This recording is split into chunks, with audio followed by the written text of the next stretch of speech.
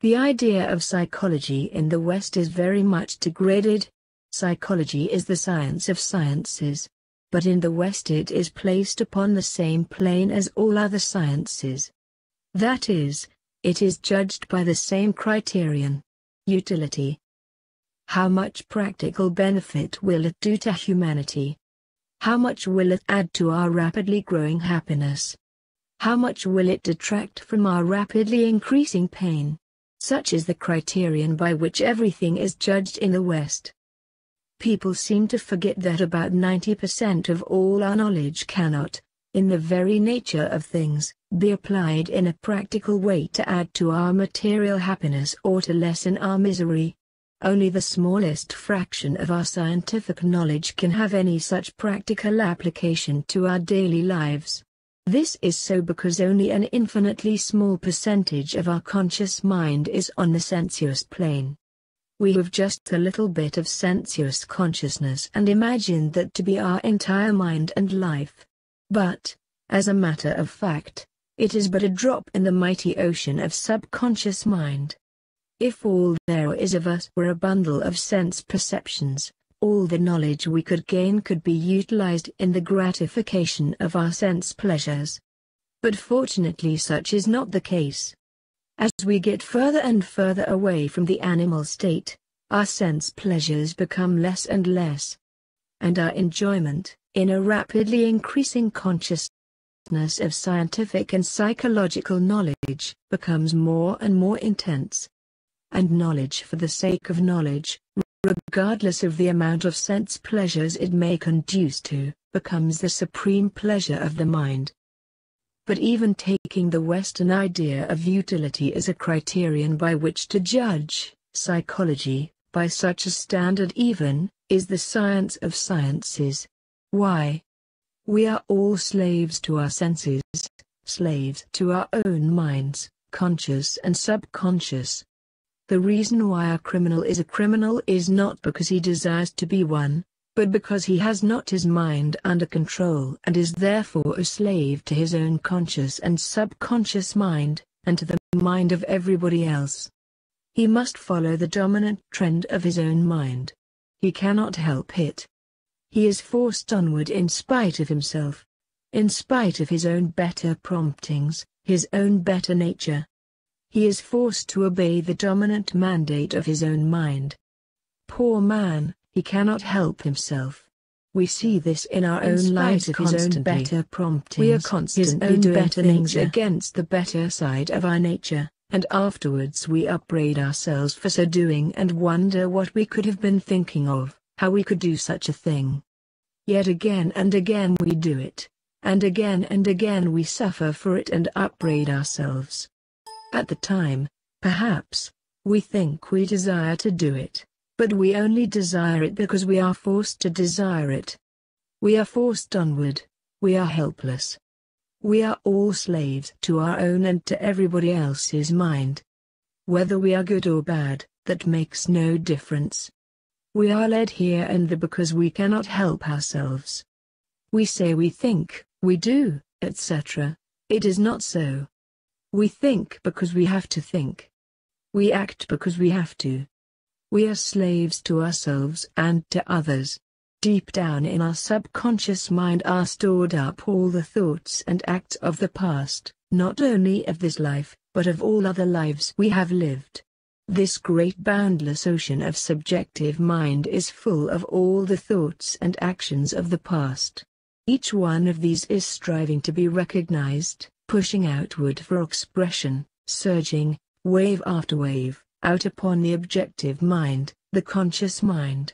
These are thoughts, the stored-up energy, we take for natural desires, talents, etc. It is because we do not realize their true origin. We obey them blindly, unquestioningly. And slavery, the most helpless kind of slavery, is the result. And we call ourselves free. Free. We who cannot for a moment govern our own minds, nay, cannot hold our minds on a subject, focus it on a point to the exclusion of everything else for a moment. Yet we call ourselves free. Think of it. We cannot do as we know we ought to do even for a very short space of time. Some sense desire will crop up, and immediately we obey it. Our conscience smites us for such weakness, but again and again we do it. We are always doing it. We cannot live up to a high standard of life, try as we will. The ghosts of past thoughts, past lives hold us down. All the misery of the world is caused by this slavery to the senses. Our inability to rise above the sense life. The striving for physical pleasures is the cause of all the horrors and miseries in the world. It is the science of psychology that teaches us to hold in check the wild gyrations of the mind, place it under the control of the will, and thus free ourselves from its tyrannous mandates. Psychology is therefore the science of sciences, without which all sciences and all other knowledge are worthless. The mind uncontrolled and unguided will drag us down, forever. Rend us, kill us. And the mind controlled and guided will save us, free us. So it must be controlled, and psychology teaches us how to do it. To study and analyze any material science, sufficient data are obtained. These facts are studied and analyzed, and a knowledge of the science is the result. But in the study and analysis of the mind, there are no data, no facts acquired from without, such as are equally at the command of all. The mind is analyzed by itself. The greatest science, therefore, is the science of the mind, the science of psychology. In the West, the powers of the mind, especially unusual powers, are looked upon as bordering on witchcraft and mysticism. The study of higher psychology has been retarded by its being identified with mere alleged psychic phenomena, as is done by some mystery-mongering order of Hindu fakirs. Physicists obtain pretty much the same results the world over. They do not differ in their general facts, nor in the results which naturally follow from such facts. This is because the data of physical science are obtainable by all and are universally recognized, and the results are logical conclusions based upon these universally recognized facts. In the realm of the mind, it is different. Here there are no data, no facts observable by the physical senses, and no universally recognized materials therefore, from which to build a system of psychology after their being equally experimented upon by all who study the mind. Deep, deep within, is the soul, the essential man, the Atman. Turn the mind inward and become united to that.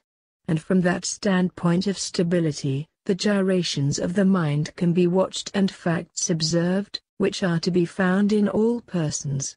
Such facts, such data, are to be found by those who go deep enough, and only by such. Among that large class of self-styled mystics the world over, there is a great difference of opinion as to the mind, its nature, powers, etc. This is because such people do not go deep enough. They have noticed some little activity of their own and others' minds and, without knowing anything about the real character of such superficial manifestations, have published them as facts universal in their application. And every religious and mystical crank has facts, data, etc., which, he claims, are reliable criteria for investigation, but which are in fact nothing more or less than his own imaginings. If you intend to study the mind, you must have systematic training. You must practice to bring the mind under your control, to attain to that consciousness from which you will be able to study the mind and remain unmoved by any of its wild gyrations. Otherwise the facts observed will not be reliable. They will not apply to all people and therefore will not be truly facts or data at all.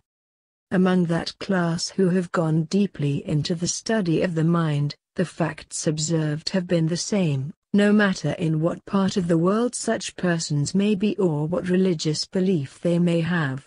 The results obtained by all who go deep enough into the mind are the same. The mind operates by perception and impulsion. For instance, the rays of the light enter by eyes, are carried by the nerves to the brain, and still I do not see the light. The brain then conveys the impulse to the mind, but yet I do not see the light. The mind then reacts, and the light flashes across the mind. The mind's reaction is impulsion, and as a result the eye perceives the object. To control the mind you must go deep down into the subconscious mind, classify and arrange in order all the different impressions, thoughts, etc., stored up there, and control them. This is the first step. By the control of the subconscious mind you get control over the conscious. If you like this video, please like, share, subscribe and comment. Swamy Vivekananda. Volume 6. Lectures and Discourses. Nature and Man. The modern idea of nature includes only that part of the universe that is manifested on the physical plane. That which is generally understood to be mind is not considered to be nature. Philosophers endeavoring to prove the freedom of the will have excluded the mind from nature. For as nature is bound and governed by law, strict unbending law, mind, if considered to be in nature, would be bound by law also.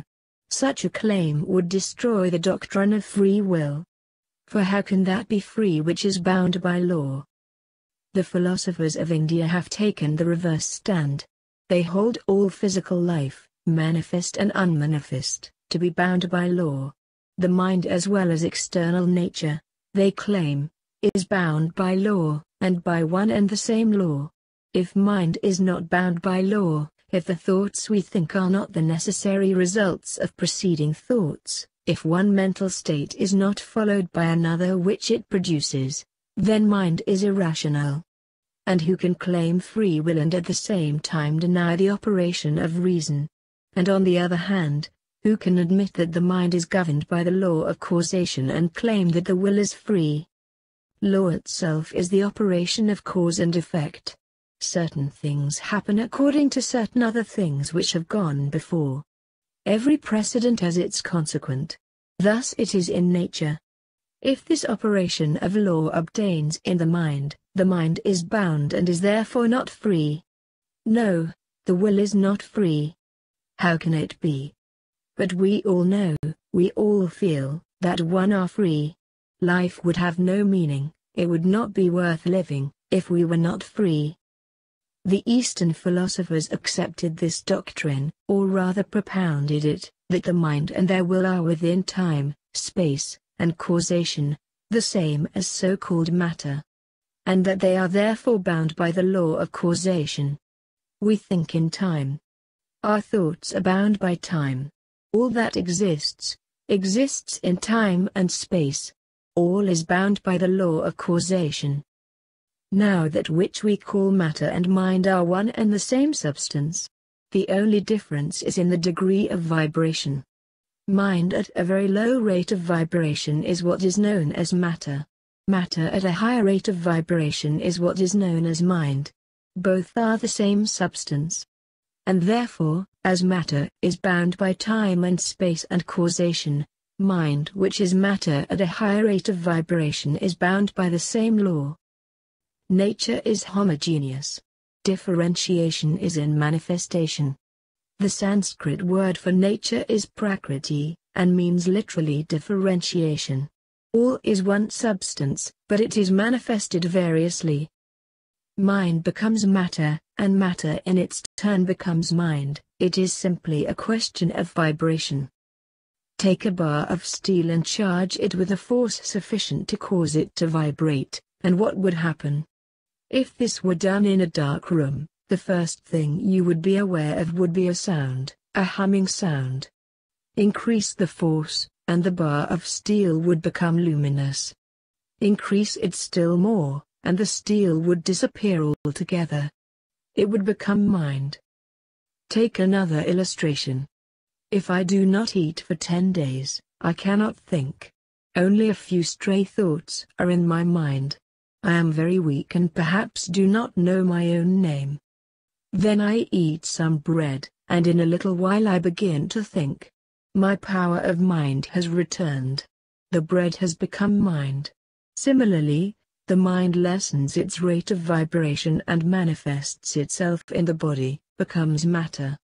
As to which is first, matter or mind, let me illustrate. A hen lays an egg. The egg brings out another hen. That hen lays another egg. That egg brings out another hen, and so on in an endless chain. Now which is first? The egg or the hen? You cannot think of an egg that was not laid by a hen, or a hen that was not hatched out of an egg. It makes no difference which is first. Nearly all our ideas run themselves into the hen and egg business. The greatest truths have been forgotten because of their very simplicity. Great truths are simple because they are of universal application. Truth itself is always simple. Complexity is due to man's ignorance. Man's free agency is not of the mind, for that is bound. There is no freedom there. Man is not mind, he is soul. The soul is ever free, boundless, and eternal. Herein is man's freedom, in the soul. The soul is always free, but the mind, identifying itself with its own ephemeral waves, loses sight of the soul and becomes lost in the maze of time, space, and causation. Maya. This is the cause of our bondage. We are always identifying ourselves with the mind, and the mind's phenomenal changes. Man's free agency is established in the soul, and the soul, realizing itself to be free, is always asserting the fact in spite of the mind's bondage. I am free. I am what I am. I am what I am. This is our freedom. The soul, ever free, boundless, eternal, through eons and eons, is manifesting itself more and more through its instrument, the mind. What relation then does man bear to nature? From the lowest form of life to man, the soul is manifesting itself through nature. The highest manifestation of the soul is involved in the lowest form of manifest life and is working itself outward through the process called evolution. The whole process of evolution is the soul's struggle to manifest itself. It is a constant struggle against nature. It is a struggle against nature, and not conformity to nature, that makes man what he is. We hear a great deal about living in harmony with nature, of being in tune with nature. This is a mistake. This table, this picture, the minerals, a tree, are all in harmony with nature. Perfect harmony there, no discord. To be in harmony with nature means stagnation, death. How did man build this house? By being in harmony with nature? No. By fighting against nature. It is the constant struggle against nature that constitutes human progress, not conformity with it. If you like this video, please like, share, subscribe and comment. Lectures and discourses. Concentration and breathing. The main difference between men and the animals is the difference in their power of concentration. All success in any line of work is the result of this. Everybody knows something about concentration. We see its results every day. High achievements in art, music, etc., are the results of concentration. An animal has very little power of concentration. Those who have trained animals find much difficulty in the fact that the animal is constantly forgetting what is told him. He cannot concentrate his mind long upon anything at a time. Herein is the difference between man and the animals. Man has the greater power of concentration. The difference in our power of concentration also constitutes the difference between man and man. Compare the lowest with the highest man. The difference is in the degree of concentration.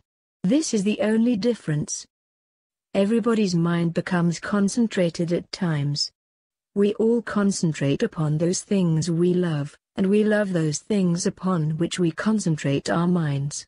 What mother is there that does not love the face of her homeliest child? That face is to her the most beautiful in the world. She loves it because she concentrates her mind on it. And if everyone could concentrate his mind on that same face, everyone would love it. It would be to all the most beautiful face. We all concentrate our minds upon those things we love. When we hear beautiful music, our minds become fastened upon it, and we cannot take them away. Those who concentrate their minds upon what you call classical music do not like common music, and vice versa. Music in which the notes follow each other in rapid succession holds the mind readily. A child loves lively music, because the rapidity of the notes gives the mind no chance to wander. A man who likes common music dislikes classical music, because it is more complicated and requires a greater degree of concentration to follow it. The great trouble with such concentrations is that we do not control the mind. It controls us. Something outside of ourselves, as it were, draws the mind into it and holds it as long as it chooses. We hear melodious tones or see a beautiful painting, and the mind is held fast. We cannot take it away. If I speak to you well upon a subject you like, your mind becomes concentrated upon what I am saying. I draw your mind away from yourself and hold it upon the subject in spite of yourself. Thus our attention is held, our minds are concentrated upon various things, in spite of ourselves. We cannot help it. Now the question is, can this concentration be developed, and can we become masters of it? The yogis say, yes. The yogis say that we can get perfect control of the mind. On the ethical side there is danger in the development of the power of concentration. The danger of concentrating the mind upon an object and then being unable to detach it at will. This state causes great suffering. Almost all our suffering is caused by our not having the power of detachment. So along with the development of concentration we must develop the power of detachment. We must learn not only to attach the mind to one thing exclusively, but also to detach it at a moment's notice and place it upon something else. These two should be developed together to make it safe. This is the systematic development of the mind. To me the very essence of education is concentration of mind, not the collecting of facts. If I had to do my education over again, and had any voice in the matter, I would not study facts at all. I would develop the power of concentration and detachment, and then with a perfect instrument I could collect facts at will. Side by side, in the child, should be developed the power of concentration and detachment. My development has been one-sided all along. I developed concentration without the power of detaching my mind at will. And the most intense suffering of my life has been due to this. Now I have the power of detachment, but I had to learn it in later life. We should put our minds on things. They should not draw our minds to them. We are usually forced to concentrate. Our minds are forced to become fixed upon different things by an attraction in them which we cannot resist. To control the mind, to place it just where we want it, requires special training. It cannot be done in any other way. In the study of religion the control of the mind is absolutely necessary. We have to turn the mind back upon itself in this study. In training the mind the first step is to begin with the breathing. Regular breathing puts the body in a harmonious condition. And it is then easier to reach the mind. In practicing breathing, the first thing to consider is asana or posture. Any posture in which a person can sit easily is his proper position. The spine should be kept free, and the weight of the body should be supported by the ribs. Do not try by contrivances to control the mind. Simple breathing is all that is necessary in that line. All austerities to gain concentration of the mind are a mistake. Do not practice them. The mind acts on the body, and the body in its turn acts upon the mind. They act and react upon each other. Every mental state creates a corresponding state in the body, and every action in the body has its corresponding effect on the mind. It makes no difference whether you think the body and mind are two different entities, or whether you think they are both but one body. The physical body being the gross part and the mind the fine part. They act and react upon each other. The mind is constantly becoming the body.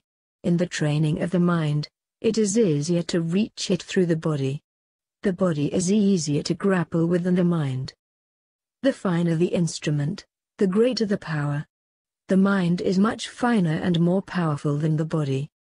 For this reason it is easier to begin with the body. The science of breathing is the working through the body to reach the mind. In this way we get control of the body, and then we begin to feel the finer working of the body, the finer and more interior, and so on till we reach the mind. As we feel the finer workings of the body, they come under our control. After a while you will be able to feel the operation of the mind on the body. You will also feel the working of one half of the mind upon the other half, and also feel the mind recruiting the nerve centers. For the mind controls and governs the nervous system. You will feel the mind operating along the different nerve currents. Thus the mind is brought under control. By regular systematic breathing, by governing the gross body first and then the fine body. The first breathing exercise is perfectly safe and very healthful. It will give you good health, and better your condition generally at least. The other practices should be taken up slowly and carefully. If you like this video, please like, share, subscribe and comment.